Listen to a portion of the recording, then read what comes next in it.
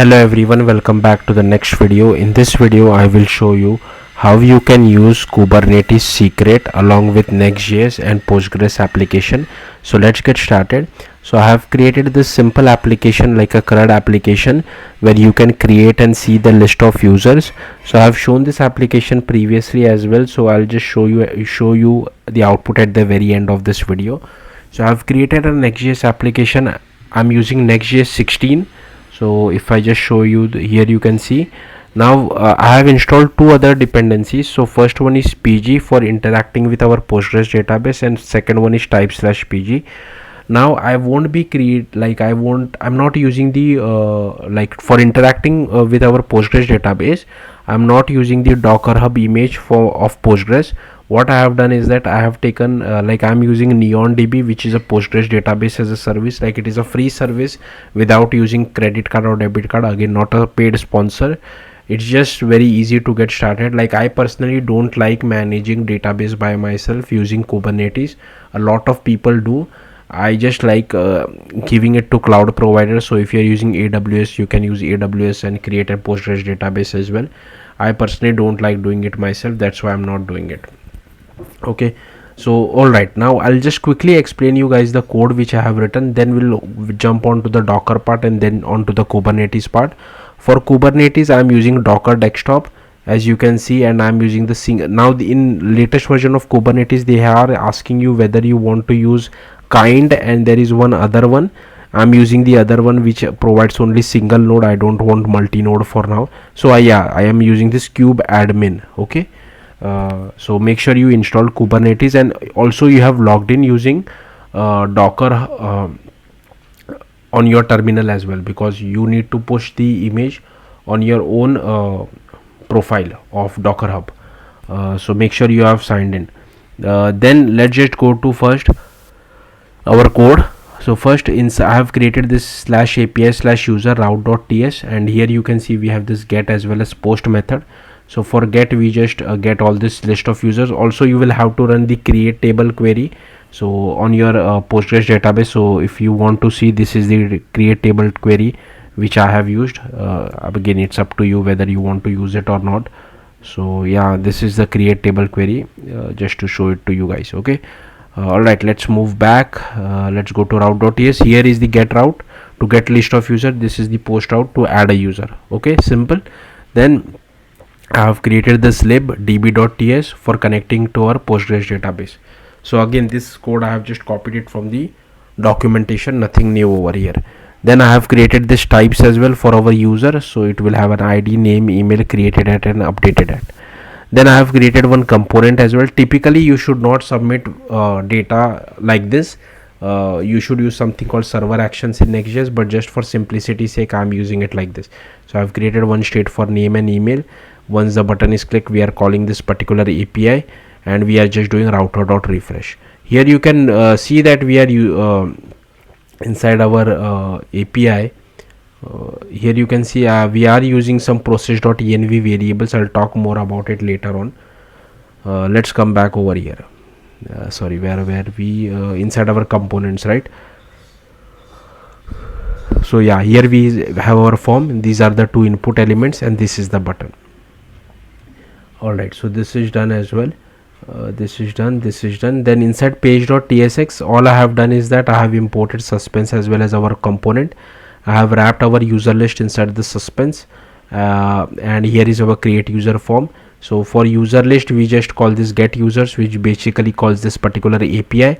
And here you can see we have this base URL. So you need to add this base URL as well as the Postgres URL inside your environment variables.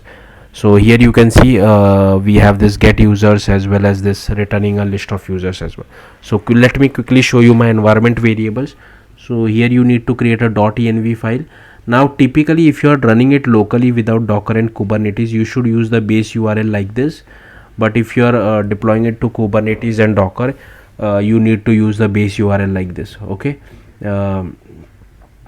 sorry, this should be local only.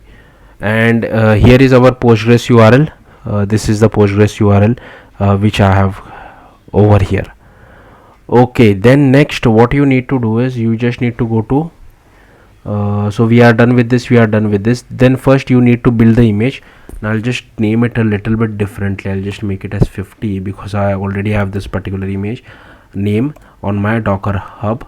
Alright, so I'll just name it, and I'll just change it in one more file. I'll talk more about it later on. So here also you need to change it. Alright, so I'll just go back to page.tsx.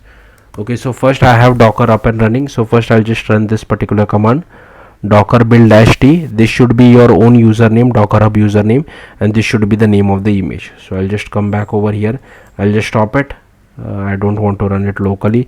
I'll just run it like this. Okay, so let it run. In the meantime, I have not shown you the Docker file as well, so let me quickly show you the Docker file. Sorry about that. So first, if you see, I have just created this docker ignore file which will ignore node modules as well as k8s folder.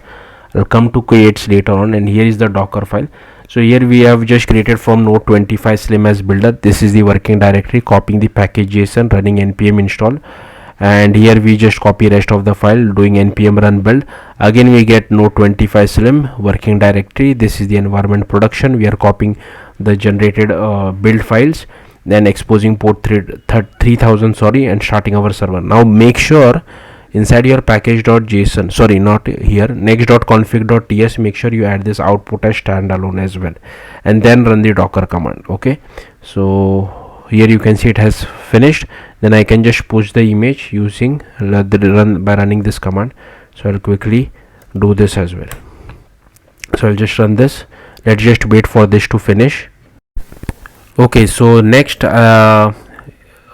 so this has been pushed. Next, let's just go to the k8s folder which is inside the main root directory. Here we have created this deployment.yaml file as well. So here is our API version apps v1, kind is deployment, metadata is NEXTJS deployment. Here I have given it a label. Then here we have spec replicas as one, selector match labels app NEXTJS, template metadata labels app NEXTJS. Here is our spec, here is our container name NEXTJS, and this name should be the same whatever you have building your docker file name with. And here ports is container port 3000. Now this we are getting it from our Kubernetes secret which we will be creating soon. So basically the name of our secret file for Kubernetes is NEXTJS secret. So whatever name you give, make sure you use the same name. Now this particular base URL and Postgres URL, we will be using our .environment variable file to create the Kubernetes secret. So yeah, that's why I have given the same name over here as well as over here.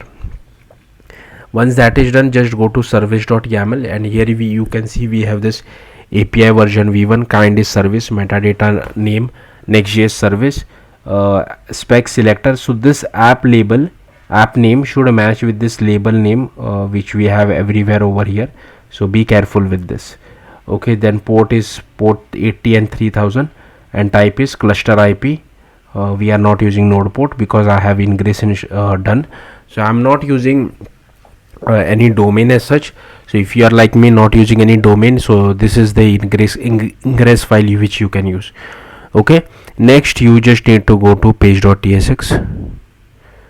Where is my page.tsx?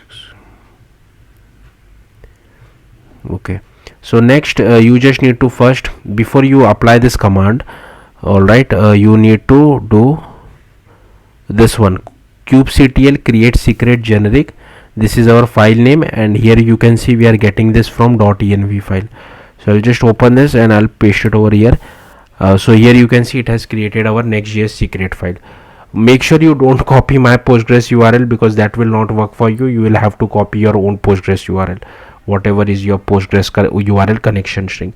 Okay, then you can just do this kubectl apply -f k8s, run this. Okay, so here you will see something like this. Now just make sure you have Kubernetes ingress up and running or not.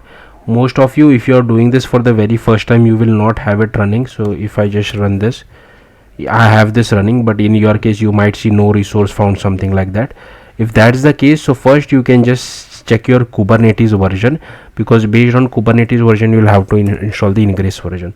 So I have 1.34.1. okay, so for what you can do is you can just go to this URL over here, paste it over here. So scroll down. So here you can see 1.34.1, even though it is not showing, it is almost 1.34, right? So for that we have to use 1.14.1. so to get the actual command, you can just copy this, open it over here,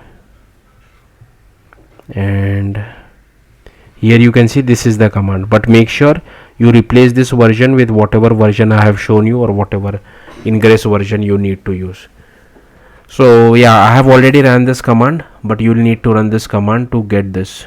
Okay, then you just have to yeah, we have already run this, right? So now our application should be up and running on http://localhost. So let me just open the application, and here you can see it is loading users. So these are all the users.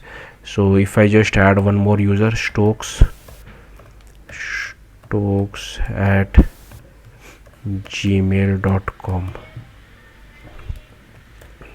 just click on create user, and here you can see it has added that particular user. So yeah, that's all there is to it. Thank you for watching. Bye.